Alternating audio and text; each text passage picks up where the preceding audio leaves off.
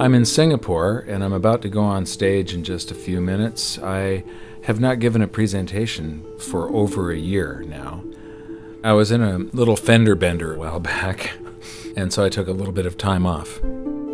There's this sense of urgency now. The global dollar standard was put in place by a series of accidental events that were very fortunate for the United States because it gave us an advantage over the rest of the world. But our politicians over the past decade or so have abused this privilege as though it was their birthright. And now the rest of the world are turning their backs on the US dollar standard. This is going to cause a financial calamity the likes of which we've never seen before, and it's going to be devastating for most people. I don't want this to happen, but the damage has already been done. So I'm going around trying to alert people and show them how they can protect themselves and turn this into a great opportunity for themselves. So there's always one result from what we are doing right now, expanding the currency supplies all over the planet. There's one result, and that is higher gold and silver prices. I love America, at least the America that the Founding Fathers created, and I'm hoping that people get interested in this so that they'll see that what made America great is the answer to our problems, to get back to free markets, free people, and sound money. Our own history proves that this is the road to maximum prosperity. We are entering a period of financial crisis that is the greatest the world has ever known. The wealth transfer that will take place during this decade is the greatest wealth transfer in history. Wealth is never destroyed, it is merely transferred, and that means that on the opposite side of every crisis there is an opportunity. The great news is that all you have to do to turn this crisis into your great opportunity is to educate yourself. I believe that the best investment that you can make in your lifetime is your own education. Education on the history of money, education on finance, education on how the global economy works, education on how all of these guys, the central bankers, the stock market, how they can cheat you, how they can scam you. If you learn what is going on and how the financial world works, you can put yourself on the correct side of this wealth transfer. Winston Churchill once said that the further you look into the past, the further that you can see into the future. This program is all about creating your own crystal ball, being able to gaze into the future, being able to change this crisis, the greatest crisis in the history of mankind, into your great opportunity.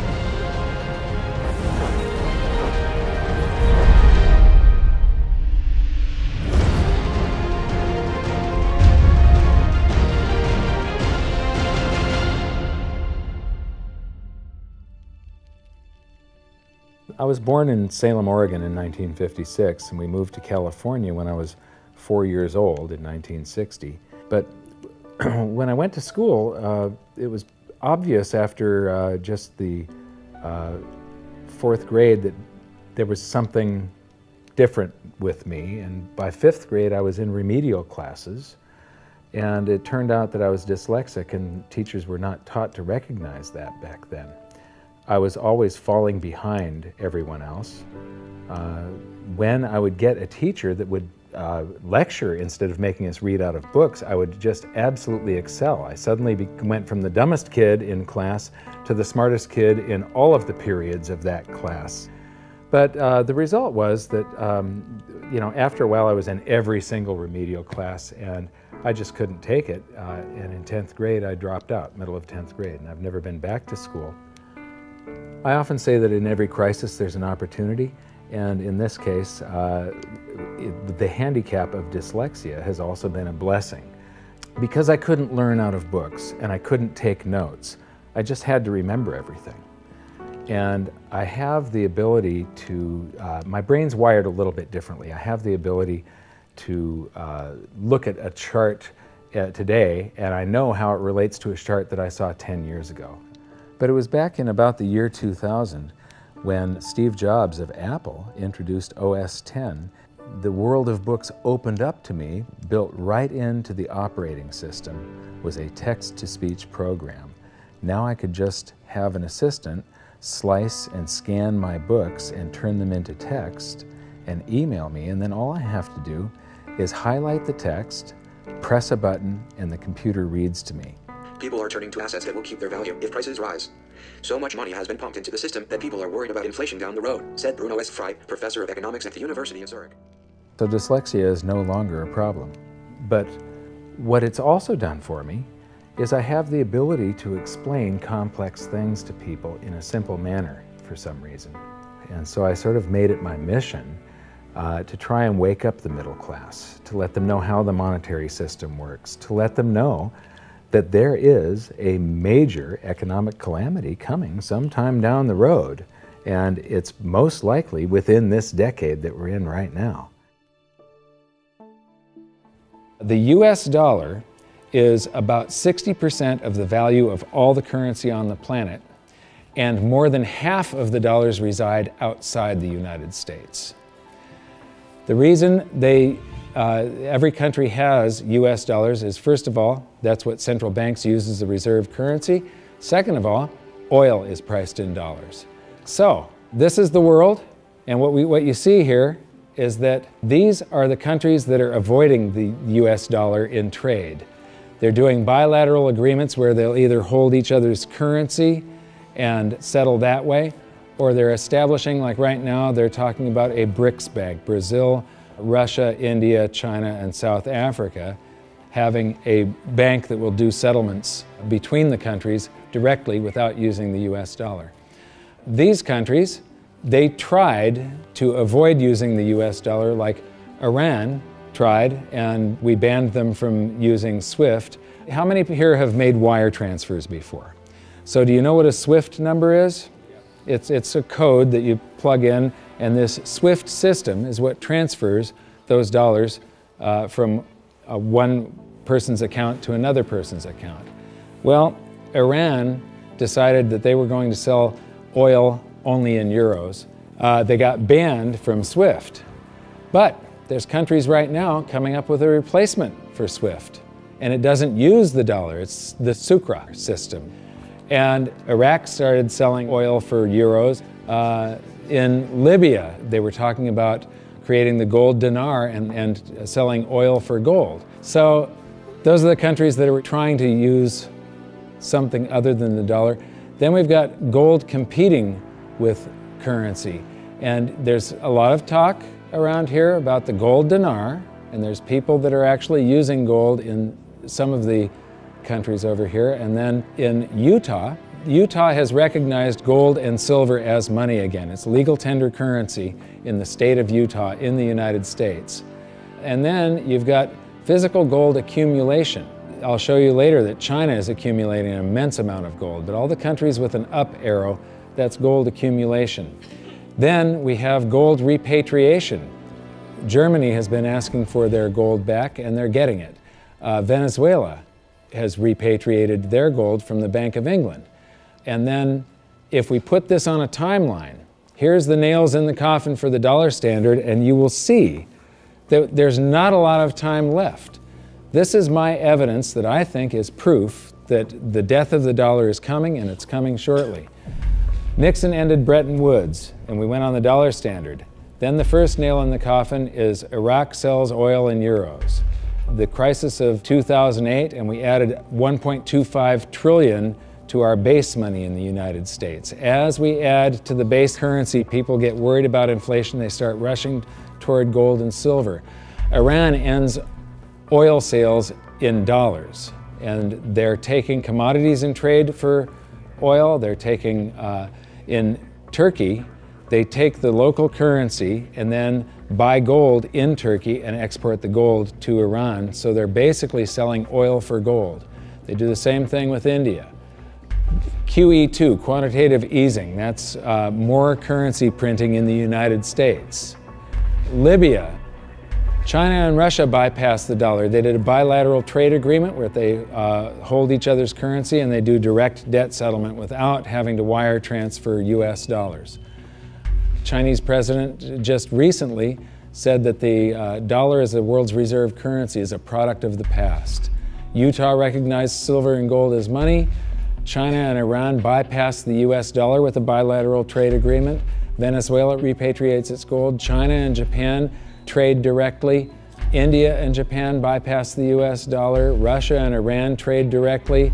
Iran sells India oil for rupees and commodities. China and Brazil trade directly. Swiss citizens demand gold repatriation. African countries ban the dollar. In Zambia, you can go to jail if you use US dollars. Quantitative easing number 3. They have announced at the Federal Reserve that they're starting with $40 billion of currency that they're creating each month, and now it jumps to $85 billion. That's more than $1 trillion a year. And remember, it took 200 years to go from no dollars to 825 billion, and now they're going to create $1 trillion every year. Iran trading energy for gold. Singapore removes tax on money. Germany repatriates 150 tons of gold from the New York Fed. The citizens of Netherlands demand gold repatriation. Ecuador repatriates part of its gold reserves. Austrian citizens demanding gold repatriation. China acknowledges fundamental market shortage of gold. And now, the Fed is increasing the rate of printing. I said from 40 to 85 billion every month, just over $1 trillion per year. So those are the nails in the coffin for the dollar standard. And if you noticed, they're all speeding up and they're all happening right now. You don't have a whole lot of time. And if you wait too long, then the opportunity is gone. It's going to fail. Why is the dollar sacrosanct? Why is it not going to happen to the US dollar? Well, it will. People think, oh no, it's high technology, or we have computers now, or the internet. And these are ridiculous arguments. The truth is, all fiat currencies have failed, and there's no reason why this one won't. What worries me again so much is that it's a global situation. And so it's going to cause problems on a global basis. And it's a trust breaking down. And you're already seeing the trust breaking down, as I said earlier, because you're seeing different countries exchange directly with each other's currencies, circumventing the dollar. You're seeing that in oil. You're going to see it more and more, and people are just going to opt out of the dollar. And you'll probably get to a point before the whole thing collapses entirely where the dollar is more or less used internally in the United States and externally is not used as much, because there'll be a lot of agreements made between nation states outside of the United States that will want to use each other's currency and not the dollar. This isn't going to be pretty when it happens. I am not an end-of-worlder or a doomsday guy. All you can do is play the hand that you are dealt. If we go to a new monetary system, and I think it's absolutely inevitable, there's just too much energy built up in this one that has to release. It has to come crashing down somehow. When that happens, there's an enormous wealth transfer for people that are on one side of the bet or another. And people don't realize that whether they think they are making a bet or not, they are making the bet. They are involved. This wealth transfer affects everybody, whether you want to participate or not. If you're holding paper assets and paper currencies, you have bet one direction. If you're holding gold and physical assets, you've bet the opposite direction. So these are changes in Chinese holdings. They are accumulating gold. They are getting rid of US Treasury bonds. This is gold held in China. The green line is the cumulative gold. That's on this side, this scale.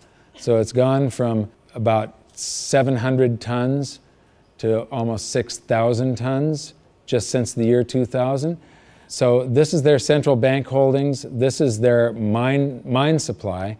But this is, and my researcher put all of this data together. You're the first people to see this. This is the amount of gold flowing through the Hong Kong exchange that goes into China. And the past couple of years here, they have ramped up their buying. They know that the dollar standard is coming to an end, and they are protecting themselves, and you're probably going to see gold-backed renminbi someday, the yuan. So this is an interesting chart. Change in global influence. So this is the correlation to this basket of currencies. This basket of currencies, if you add them all up, they're trading up or they're trading down. And this was pre-crisis, so it's before 2008. So this is from the International Monetary Fund. It's their data. So from 2005 to 2008, This is the correlation of, you know, if that basket of currencies was trading up, the dollar was probably doing about the same thing is what it's saying. The Chinese renminbi, a little less so. And then this is today. The US dollar is done for.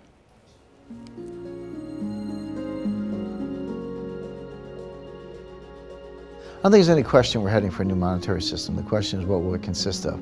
You know, the four choices are sort of a world of multiple reserve currencies, and Barry Eichengreen of Berkeley is the leading proponent of this, or leading scholar on this topic. The problem with that, and where I disagree with Eichengreen, is there's no anchor in that system.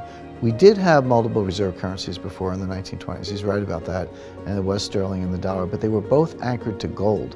And in the post-Bretton Woods world, since 1944, it's been one reserve currency, which is the anchor, and it was anchored to gold until 1971. Since then, the dollar has been detached from gold, but all the other currencies are still linked to the dollar. So at the end of the day, we've had an anchor of some kind. We've never had a world of multiple reserve currencies with no anchor. I'm not sure that's that stable. The SDR is the second choice. The SDR is a basket currency sponsored by the IMF. At least for the time being, it's also printed money. The IMF literally prints the SDRs and ships them out to the members, and their reserves go up, exactly the way the Fed creates money and bank reserves go up. But it's not backed by anything. Third choice is gold, some variation on the gold standard. And the fourth choice is what I call chaos, which is that nobody does anything. There's a lot of wishful thinking, there's a lot of denial, there's a lot of delay, and we get to the point where people just totally lose faith in paper currencies, go to hard assets, and we have a sequential collapse of paper currencies around the world, at which point governments will have to react with emergency measures. And that could include coercion, confiscation, you know, various sorts of freezes on paper assets. It could be a lot of things in that scenario. So to me, it's multiple reserve currencies, SDRs, gold, or chaos. I favor gold, but I fear that we may get chaos. I've talked about every 30 to 40 years the world has a new monetary system. And the thing is that over the years, governments and the banks have basically screwed us more and more and more. And these new currency systems are always created by the same idiots that created the last one that fell apart. It's the big banks, it's the central banks, and it's governments that are creating these new systems each time. And each time, the system they come up with is a system that cheats the population more and enriches the government and the banks more. It's a system that transfers wealth at greater and greater speeds. You know, this one is going to fall apart just like all of the others. There's a difference this time, though. There's the internet. People are connected all over the world. Information is spreading, and people are getting educated. So I'm hoping that we go back to gold. Not a gold standard. Gold standards suck. I did a video on that. With a gold standard, there's supposed to be a certain amount of gold in the vaults for each unit of currency. In other words, it's a 1-to-1 ratio is the way it started. And then they print more receipts than gold that exists. So if we have gold standards, we're going to get scammed again. If we used gold and silver, if the public gets educated enough before all of this happens, if we went back to gold and silver, then governments can't scam us. It limits their ability to transfer wealth from the population to the government and to the banks. A lot of people say that you can't use gold and silver today because they're too heavy and bulky, and it's completely wrong.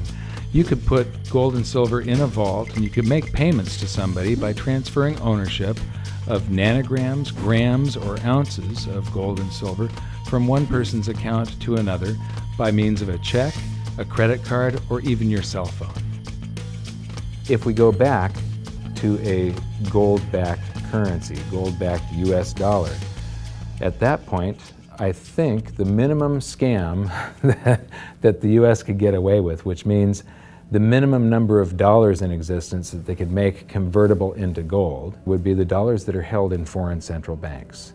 That would be similar to the Bretton Woods system that we had from 1944 to 71. Well, I did some analysis on this when I was writing the book back in 2005, and back then it required $20,000 an ounce gold for the Treasury to have enough gold to cover those dollars, or the New York Fed actually. And if they were going to back all of the dollars, you're talking gold measured in the hundreds of thousands of dollars per ounce. There just isn't that much gold, and there's a whole lot of currency. We keep on printing it every minute of every day.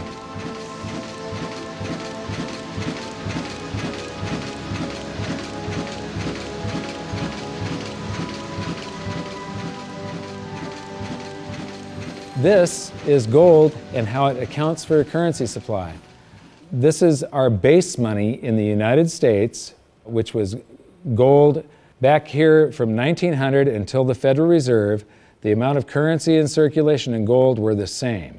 And then we established the Federal Reserve, and we inflated for World War I, and we had more currency in circulation than we had gold to back it. There were some bank runs in the 30s. Then Roosevelt unpegged the dollar from gold, and gold's value rose from $20 an ounce to $35 an ounce. And when it did, the value of the gold held at the U.S. Treasury rose to meet the value of all the currency that was printed in the meantime. Here's the same chart again, but now I'm taking it out to 1971. And what you see is these gold inflows during World War I. During World War II, it's another 117% gold increase. This is what made the United States a superpower. It's all financial. It isn't our war machine necessarily. It's all the gold inflows that we got because everybody else was at war and we were isolated from it. And they had to pay us for all their consumer goods and so on. And then we jumped into the war and we inflated. And then in about 1959, countries started figuring out that we didn't have all the gold. You know, we were printing more dollars than gold that we had to back it. And under the Bretton Woods system, they could go to the New York Fed and turn in their dollars for gold at $35 per ounce. Only foreign central banks. Individuals couldn't do that. So gold started flowing out, and the U.S. lost 50% of its gold from 59 to 71. And in the meantime, we kept on printing currency. If this had continued until it got down to zero, if there was one more dollar out there that laid claim to gold, that came in and said, we want our gold for a currency, and there was no gold to back it up, the entire world monetary system would have come crashing down. So Nixon had to take us off of the Bretton Woods system, the last vestiges of the gold standard in August 15th of 71. So here's the same chart again. There's the first chart and the second chart to 71, and now I'm taking it out to 85, and I'm adding a second line here. How many people would agree that credit cards are replacing cash in circulation? Yeah? Credit cards, you use your credit card more and more every year, right? You use cash less and less. Well, this is outstanding credit card balances. It's called revolving credit outstanding is the name of the chart that you get from the Federal Reserve. When you charge something on a credit card, you create currency. The bank didn't actually loan you anything. They invented numbers. And then they have the gall to charge you interest if you don't pay those numbers back on time. So the thing is that the merchant that you're paying, the restaurant or the grocery store, that merchant's checking account can't tell the difference between the credit dollars that you created or the cash dollars that you pay them. So to that merchant's checking account, it all looks the same. And those dollars that you created stay in circulation until somebody saves them up and pays down credit card debt. So unpaid credit card balances I include as part of the cash in circulation. And in 1971, Nixon took us off the gold standard and gold became a freely traded separate commodity/money, and it did an accounting of the currency supply. There was quite a while here where we could have gone back on the gold standard. The value of the gold at the Treasury exceeded all the dollars printed from George Washington to Jimmy Carter. And for a week or so, a couple of weeks, it exceeded base money plus outstanding revolving credit. So here's the same chart again. That was to 1985, and now I'm going to take it out to today. And so there's that 1980 peak where it shot past base money and base money plus outstanding revolving credit. And then we get to the crisis of '08. And Ben Bernanke, oh, by the way, instead of billions, we're now measuring in trillions. So we started in millions, and then it went to billions, and now it's trillions. So we did the bailouts and all the quantitative easings, and that's what the currency supply looks like today. And then they announced quantitative easing 3, which is that 85 billion a month that they're creating, and they think they're going to have to do it until about 2015.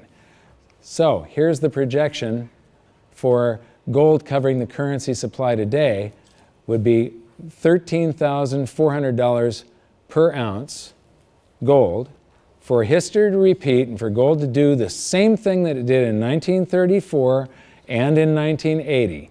And believe me, it shocked people in the 1970s. When gold was $35 an ounce and Nixon took us off the Bretton Woods system, all the economists were predicting that gold was going to go down because now there was going to be no more monetary demand for it. Anybody that said gold was going to go to $100 was considered an absolute lunatic, and it went to $850. It rose 24 times its price. Well, when I wrote my book, we were right here with base money. So base money plus outstanding revolving credit.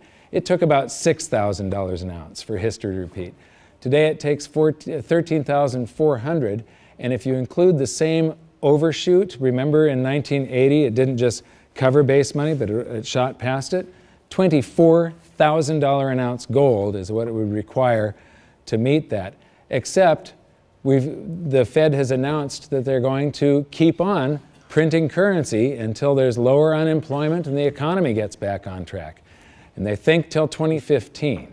So the projected price, according to the Fed and history repeating, if the Fed does this and then history repeats and gold, the public gets afraid of what the Federal Reserve is doing, and they rush toward gold and silver to protect their purchasing power, gold would have to rise from there to way up here, and that is $26,000 per ounce gold to cover. If it does the same overshoot, we're talking about $47,000 an ounce gold. Now, I don't even like to measure gold in dollars. If you measure it in a price doesn't mean anything. It's the value. How much can you buy with the proceeds? If we have deflation and some of this currency evaporates, because it's all just numbers that they type into a computer these days, if we have deflation, maybe gold peaks at $3,000 an ounce and the currency supply collapses to way down here somewhere, and the Dow is at 1,500. That means gold will still be double the Dow. You're still going to get 14 times more paper assets one day than you can buy today with them, and it's probably only a couple of years left that this is going to take, as you saw by how the nails in the coffin of the dollar standard, how they're speeding up. If we have big inflation and the Dow goes to 30,000, maybe gold will be 60,000 an ounce. And if we have hyperinflation, the Dow would be 30 trillion and gold would be 60 trillion. It doesn't matter. In any case, gold would buy you 14 times more paper assets than it does today. So these are the global assets. Here's the bond market. Here's the stock market. This is the value of real estate on the planet. And these are bank deposits, and there's gold. Now, that little slice of the pie is going to get a lot bigger in just the next few years, and it's not going to do it by a whole bunch more gold just appearing. It's going to do it by the price of other assets going down, or at least their value going down, and the value of gold going up. So the price of gold will change. That piece of the pie is going to grow. It was a lot bigger back in 1980 when gold was at $850. It's going to get a lot bigger today again, but today, as you've seen, it requires far, far higher prices. So, the death of the dollar standard. How many people here believe that I'm sort of predicting what's going on in the future here? You can see that there's a new world monetary system coming. It happens every 30 to 40 years, except this time, instead of a baby step off of gold, we've got to go from nothing back to something. It's going to be a worldwide convulsion, the scale of which has never been seen before. At the end of the day, the fundamental driver of gold, it's not so much that gold's in a bull market, it's more the dollar's in a bear market. And people say, well, how high can gold go? And my answer is, well, how low can the dollar go? The answer is the dollar can go to zero. If you divide any number by zero, the answer is infinity. So gold can go to infinity if the dollar goes to zero. Now, in the real world, something else will happen. It's not that gold becomes worth infinite number of dollars. It's more the case that the dollar just falls off the stage. The dollar gets the hook, so to speak, and you'll count gold in dollars to 5,000 to 10,000 at some point, but there will come a time when you won't count gold in dollars anymore because dollars won't count. People won't want dollars. There is so much opportunity in crisis, it is absolutely extraordinary. That's just not me saying that, that's just history. You read any amount of history, and I don't mean last week, I mean real history. You know, in times of crisis, it's when huge fortunes were made. In times of crisis, it's when human beings create and develop newest technologies and newest science and new medicines. In times of crisis, there's so much opportunity as long as you can remain calm, get educated, be resourceful. The challenge for most people is that in crisis, they go into crisis mode, which means they go into scarcity, they go into lack, they go into blame, and none of those emotions are resourceful for helping you solve whatever challenge is in front of you.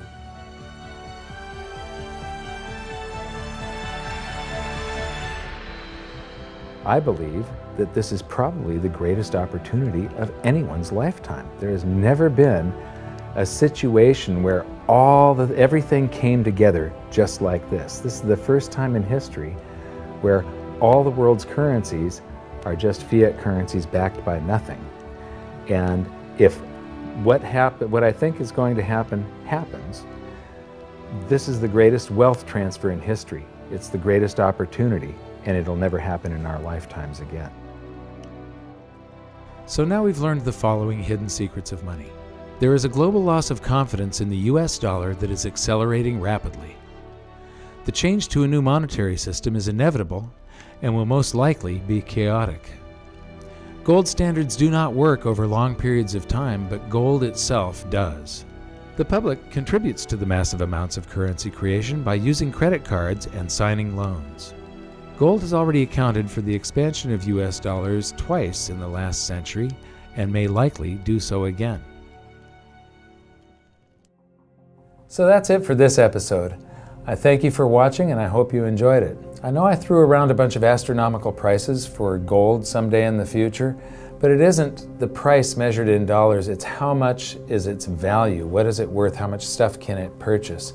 The price measured in dollars, or any currency for that matter, is just a bunch of numbers and it really doesn't mean anything. There are numbers that are created by the world's central banks, by the commercial bank system, and we're forced to transact in these currencies. But in our next episode, we're going to clear away the smokescreen of national currencies and show you how the world monetary system really works and how all national currencies have to continue losing value. It is not possible for them to maintain purchasing power over any reasonable period of time. As for the golden nails in the dollar's coffin, it's only been a short while since we filmed the presentation in Singapore, and already there are more of them. So for an update, visit hiddensecretsofmoney.com, and in your free information toolkit, there's an exclusive presentation on the latest developments of the golden nails in the dollar's coffin. Now I know this episode was kind of serious and it might have you upset right now, but believe me, it's not all doom and gloom. As I've said many times before, there are these brief moments in history where the safest asset class, the safe haven investment for the last 5,000 years, also becomes the asset class that has the greatest potential gains in purchasing power, and I have bet my life on it. First, I became an investor back in 2002, and then I started telling everybody about it. I started warning them what was going to happen with the world economy and how to protect themselves, and I made it my mission to educate as many as I could. So in 2005, I wrote my book, and then I gave people a means to protect themselves and opened up goldsilver.com. I believe that my team and I have created the world's best precious metals dealership, because we don't just sell gold and silver, we are gold and silver investors. And what we want to do is help you understand how to get through what is coming, to protect yourself and to turn all of these bad things around to your benefit. So if you decide that precious metals are for you, please visit goldsilver.com. We'd love the opportunity to become your dealer because we feel that we are more than a dealer.